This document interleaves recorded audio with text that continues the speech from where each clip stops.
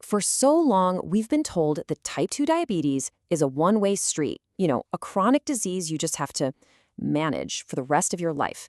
But what if that's just not true? What if you could actually reverse it? Well, today we're diving into some incredible science that's completely flipping that old idea on its head. Yeah, this quote from Professor Roy Taylor really hits the nail on the head. For the longest time, the entire conversation around diabetes was just about management. Doctors would talk about medications and lifestyle tweaks, but the idea of actually reversing it, putting it into remission, that just wasn't even on the table. So that's the big question, isn't it? Is this really a life sentence? Are you just stuck with this forever? Well, the research we're about to get into gives a pretty clear and, honestly, a very hopeful answer. And that answer is no. All right, let's get into the nitty-gritty here. If we want to figure out how to reverse this thing, we've got to first understand what's really causing it. And here's the twist. It's not just about blood sugar. The real culprit, it turns out, is all about fat, and specifically where your body decides to put it. This brings us to something called the twin cycle hypothesis. Think of it like this. When you have more fat than your body can safely store under the skin, it starts packing it away inside your organs. First, it goes to the liver. That's vicious cycle number one. The liver gets clogged up with fat and stops listening to insulin. But then, the liver gets full and the fat spills over and starts getting stored in the pancreas. And that is the second vicious cycle, because it gums up the very cells that are supposed to be making insulin in the first place. And here is a really, really crucial point. It's called the personal fat threshold. And this is so important because this is not about being obese. Someone can be clinically overweight and be metabolically healthy, while someone else who looks quite lean on the outside has actually crossed their personal limit. Diabetes gets triggered when your individual body runs out of safe space to store fat and starts stuffing it into your organs. That's the tipping point. Okay, so that's a brilliant theory, right? It makes a lot of sense. But a theory is just a theory until you can prove it. So how on earth did they go about testing this pretty radical idea? The question they asked was just so simple and elegant. They thought, okay, if the problem is too much fat gumming up the works in the liver and pancreas, what happens if we just get rid of that fat? Could the whole system just reboot itself? And to do that, they put people on a temporary but pretty strict 800-calorie-a-day diet for 8 weeks. Now, the goal here wasn't just slow and steady weight loss, it had to be rapid. Why? Because that forces your body to go searching for fuel, and the first and easiest place it looks is that fat that's clogging up your liver. And what happened next was, well, it was absolutely mind-blowing.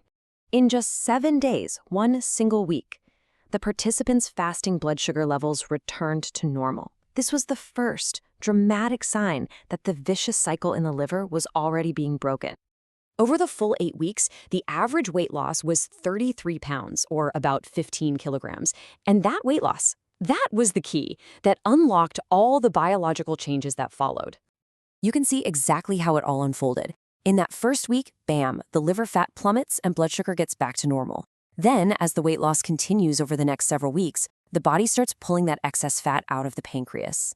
And by week 8, something amazing happens. The fat level in the pancreas has dropped, and those insulin-producing cells that had basically gone to sleep, they literally wake up and get back to work. I mean, you can just feel the excitement in Professor Taylor's words. This wasn't some tiny improvement. This was a fundamental reversal of the disease. The data was eye-popping because it proved, right there in front of them, that the hypothesis was correct. So the science is incredible, right? But the real question is, what does this actually mean for you? How do we take this amazing discovery and turn it into a practical, actionable plan that you can actually follow? Let's get into that right now. Before you even change a single thing you eat, there are 3 things you've got to sort out first. Think of it as building your foundation. Number 1, you have to be all in. You have to really, truly commit to doing this. Number 2, and this one is huge, you've got to talk to your family, your partner. You need them on your team as your support system. And number 3, you have to choose the method that's going to work for you during this intense phase. So in the research study, they used a liquid formula diet. It's simple, it's effective, and it takes all the guesswork out of it. But, and this is a big but, it's not the only way. Many people have had the exact same success using regular food, just with very careful portion control. The real magic isn't the type of food, it's hitting that 800-calorie target consistently. That's the whole game. So, what are we aiming for here? Is there a magic number? Well, yeah, there kind of is. The target you're shooting for is a loss of about 15% of your starting body weight. For a lot of people, that's going to be somewhere in the neighborhood of 33 pounds or 15 kilos. That is the amount of weight loss that seems to be enough to get you back down below your personal fat threshold and get those organs working properly again. Okay, I know what you're probably thinking. Hey, what about exercise? You haven't mentioned it yet. And you're right. Exercise plays a super, super important role. It's just maybe not when you think it does. You really have to think about this in two distinct phases. Phase 1 is the rapid weight loss phase. During that time, your focus needs to be 100% on your food intake.